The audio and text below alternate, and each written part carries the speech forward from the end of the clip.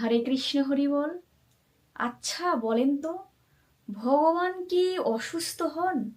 যদি নাই হয়, তাহলে স্নানযাত্রার পর কেন 15 দিন জ্বরের নীলা করেন শ্রী জগন্নাথ দেব? ভগবান তো সর্বশক্তিমান, তাহলে কি তিনি অসুস্থ হতে পারেন? এই প্রশ্ন কিন্তু বহু ভক্তের মনে আসে। এর উত্তর হলো না। কারণ কি জানেন? ভগবান কখনোই কর্মফলজনিত রোগে আক্রান্ত হন না। কারণ ভগবানের দেহ তো সচিদানন্দময়, অর্থাৎ চিরন্তন, জ্ঞানময় ও আনন্দময়। ভগবানের শরীর তো আমাদের মতো জড়দেহ নয়। তাই তার অসুস্থতা এটা বাস্তব রোগ নয়, এটা তার দিব্য লীলা। তাহলে এখন প্রশ্ন আসে, তাহলে কেন তিনি জ্বরের নীলা করেন? তাই জ্যৈষ্ঠ পূর্ণিমায় স্নান যাত্রায় ভগবান জগন্নাথ, সুভদ্রা এবং বলদেবকে 108টি পবিত্র কলসের জলে মহাস্নান করানো হয়। এরপর ভগবান প্রায় 15 দিন অন্তরালে অবস্থান করেন। এই সময়কে বলা হয় অনবাসর বা অনসর নীলা। ভগবান এটাই দেখাতে চান যে তিনি দূরের কোনো নির্লুপ্ত ঈশ্বর নন, তিনি তার ভক্তদের পরিবারেরই একজন। তাই মানুষের মতোই জ্বরে নীলা করে তিনি ভক্তদের সঙ্গে প্রেমের সম্পর্ক আরো গভীর করে।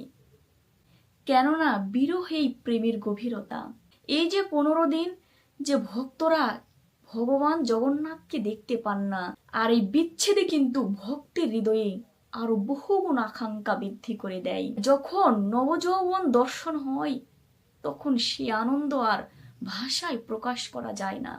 আমাদের ভক্তির ভাষায় বিরহ কিন্তু প্রেমকে আরো গভীর করে তোলে, আর মিলনই তাকে পূর্ণতা দেয়। এই সময় কিন্তু ভগবানকে ভেষজ ও আয়ুর্বেদীয় পথ্য নিবেদন করা হয় এবং সেবকেরা অত্যন্ত ভালোবেসে তাকে সেবা নিবেদন করেন। এর মাধ্যমে আমরা কি শিক্ষা পাই জানেন? প্রেম মানে শুধু পূজা নয়, প্রেম মানে সেবাও। অনেকেই ভাবেন যে আজ তো ভগবান জগন্নাথের দর্শন হলো না, ভগবান যেন বলেন যে আমার জন্য অপেক্ষা করতে জানে, একমাত্র সেই আমার দর্শনের প্রকৃত মূল্য বুঝবে। এই নীলার আসল শিক্ষাই হলো ভগবান কখনো জ্বরে পড়েন না, তিনি ভক্তের হৃদয়ে প্রেম জাগানোর জন্যই জ্বরের নীলা করেন। তিনি যেন আমাদের শেখান যে প্রতিদিন দর্শনই তার মূল্য বোঝা যায় না। মাঝে মাঝে বিরহ মিলনের আসল আনন্দ, মাঝে মাঝে বিরহই আসল আনন্দকে জাগিয়ে দেন। হে জগন্নাথ, আপনি চিরকাল আমার নয়নের পথে বিরাজ করুন। হরে কৃষ্ণ, হরি বল। জয় জগন্নাথ।